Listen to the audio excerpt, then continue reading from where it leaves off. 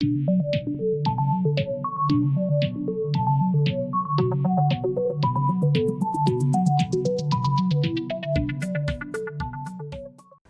us here in our Cracked Racquets booth at the Altic Steislinger Tennis Exhibition, a winner in his first-round match over Steve Johnson, Reilly Opelka. Reilly, congratulations on the win, and just in general, how are you feeling out there? Today was brutal, man. It was so hot. Probably one of the hotter days of the year, I think.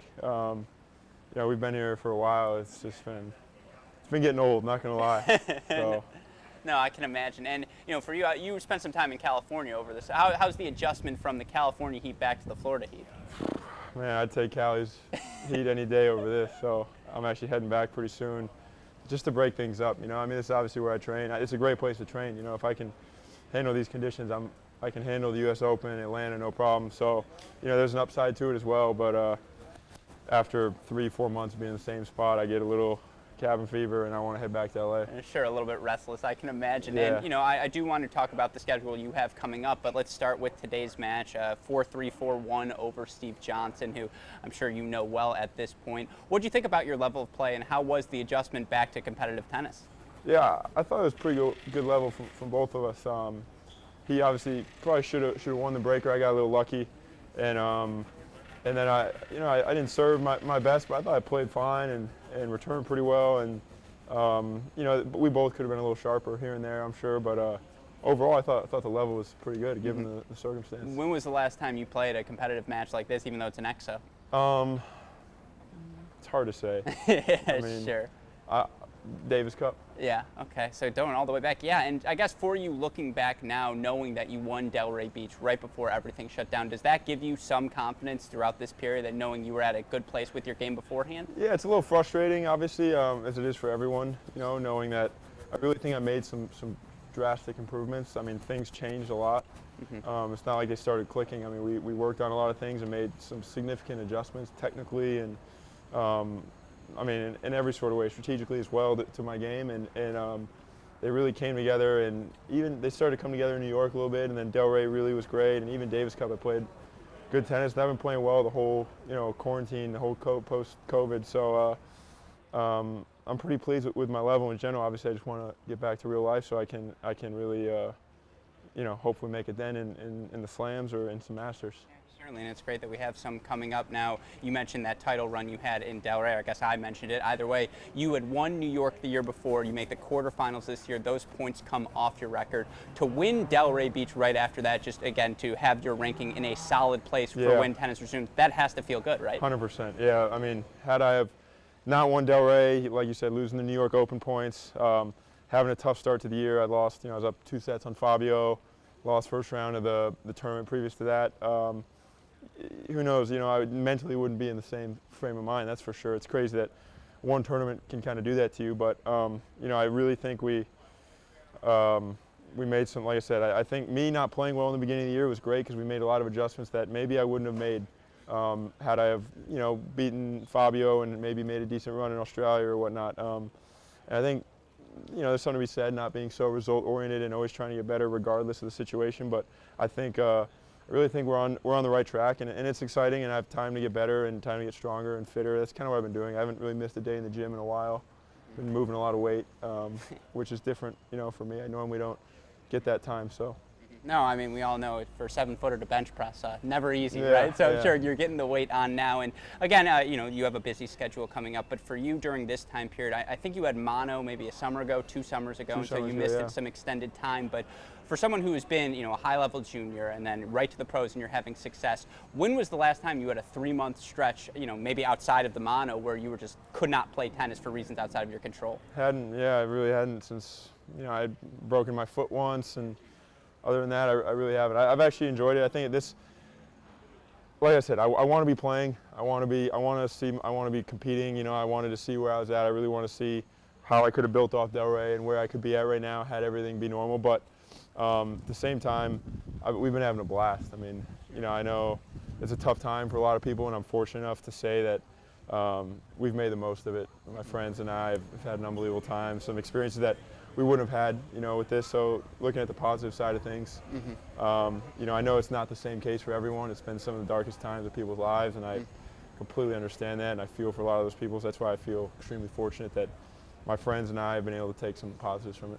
And for our listeners or viewers who are curious, you walked in with a mask on. We are socially distanced now. You also smell, so I'm keeping my distance. Yeah. But just in general, you and this is a more serious question, but you've been one of the more active players on social media, whether it be Twitter, Instagram, whatever it may be, in this time that has called for activism when there are so many different issues confronting us as a nation, as a world, really right now.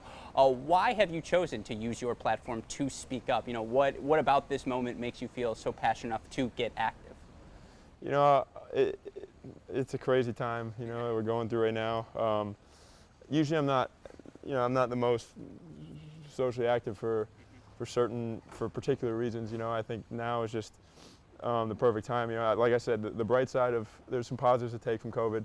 We've all been home. We've all been able to watch the news. We've all been pretty aware of what's going on, and maybe we wouldn't have been as aware as we were with all the time we had home, and like I said, had I been in Europe during this and there was no COVID, I wouldn't have been able to see some of the protests. We wouldn't have been able to participate. We wouldn't have been able to be a part of it and show some support, and I think that's the case for a lot of people. So you can find a positive in anything, and I think that's the positive to take from COVID. We were in LA with a lot of my friends. It was timing-wise, we were there. It was perfect. It was a great experience. It was a part of history, and we got to see it for ourselves and just show support, and that's kind of what it was all about. There's really not much more to it from that standpoint. No, and again, from my perspective, so admirable for you to use your platform for that. It speaks to how great tennis can be and how many excellent personalities, participants there are in the sport. So thank you for that activism. Last two questions, I promise. U.S. Open, Cincinnati, D.C. coming up. Now, whether that's a bubble, if you throw in the City Open beforehand, we don't have to talk about that right now, but your feelings in general about tennis returning in 2020. Are you feeling comfortable, or are you still a little up in the air? I'm comfortable. Like I said, given the circumstance, COVID is, for a guy my age, it's I know it's a controversial comment. Sure. I'm not one bit scared of it at all. I understand the risk for the elderly people, the people that have underlying health issues. I completely get it. But for a 22-year-old guy that's pretty healthy, fit, I think tennis is 100% ready, was ready to come back. I think it is, and I think it should be. There's so many restrictions with Europe, with letting everyone in, letting people back into Europe, letting people come over here. I know that's a mess, and that could be an issue. As long as that's not a problem, I think these events can happen. With that being said, I would say I'm not so optimistic that I'm going to be actually playing in the U.S. Open. Really? Yeah, Wow. I'd love to. If it happens, I'm there. I know the risks. I know what I'm getting into. I'm 100% fine with it, and I completely respect the people that aren't. If I'm 30 years old, made. If you're Sam Querrey. Yeah, if sure. I'm queer, if I'm Raonic, if I'm sure. A guy with a lot more prize money, 30 mil in the bank like those guys do, I could completely respect and understand why they might not come to U.S. Open. As a 22-year-old kid that's pretty hungry, playing good tennis, given I know the risks, and I'm fine with taking them.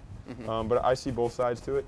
However, based off of what happened at Novak's event, I actually think the chance of the U.S. Open happening went down significantly. Yeah, absolutely. I mean, we've all seen now why it can look wrong, and it's the carelessness, right? Because so often it's an individual. We're trusting you players to be individually responsible. Yeah. And obviously, as you've spoken to, we can, and that kind of gets us to this event.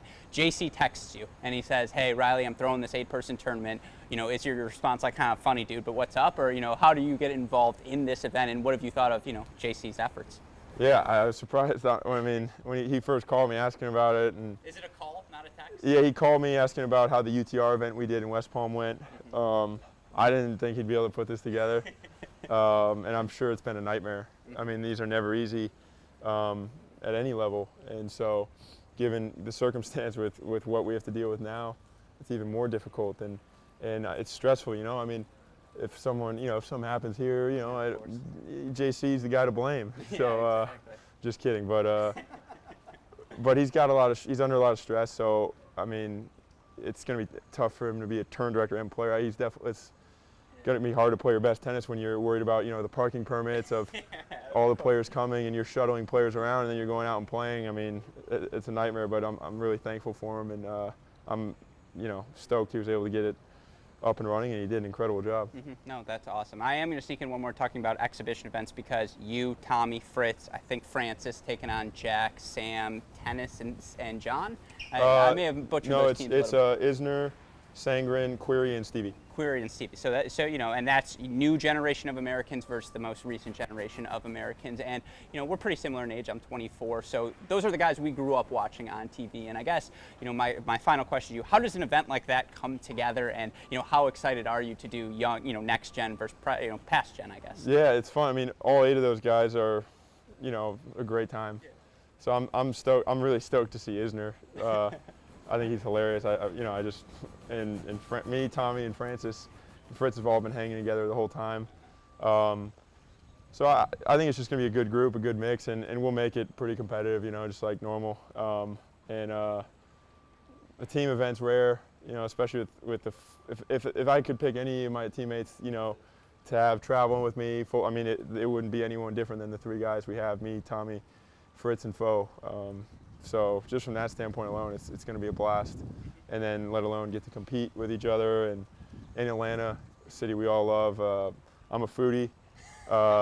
Umi, my favorite restaurant, is going to be open there. So we already talked to our friend Farshid, who owns it, making sure it's open for us. And we've already got plans to make sure we're safe, but we're going to enjoy Atlanta, that's for sure. And now my final question to you: we had your coach Jay Berger on our podcast recently, and he said you are no longer going through boxes of Fruit Loops at a time, that binge side of you is gone. True or false? False. False? You still can do it? I'm still a Lucky Charms guy. I discovered Trix is also a great cereal. For kids, yeah. But they threw some marshmallows into their recipe. Okay. Game changer. Lucky Charms are still the OG go-to. Of course. Tricks are a nice switch up. Yeah. But I've been better, maybe. I don't know. I came back from LA. There was a time in COVID I was up 15 pounds. And then I came back from LA and I was down like 10 pounds. So now I was like, all right, I should probably get something together. If US Open's going to happen, I should probably know where my weight is. Yeah. But yeah, I've been better somewhat, I guess. I don't know. No, I mean, again, your performance today, it's a poor segue here, but it was magically delicious. And should you need anything, we've got Aero Bar from our friends here for you. Just get a little, you know, tennis-specific energy bar need in case you do. But again, Reilly, congratulations on your result today. We look forward to watching you here, you know, not just this week, but as you continue your pro career, because seriously, man, you're taking off, and it's such a pleasure to watch. Thank you. Appreciate it. Yeah.